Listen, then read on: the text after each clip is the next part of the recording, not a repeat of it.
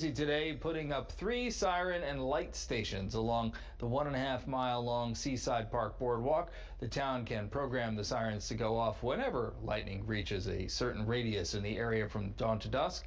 Strobe lights will also be used after hours once the sirens are turned off, so late night visitors can get to shelter in time.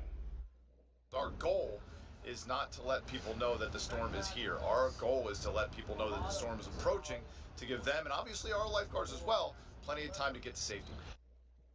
58-year-old Patrick Despoto was killed by lightning Sunday night when he went onto the beach to warn a group of kids that a storm was coming after lifeguards went home. Plans were already in the works to install this upgraded system following the death of a Berkeley Township lifeguard back in 2021.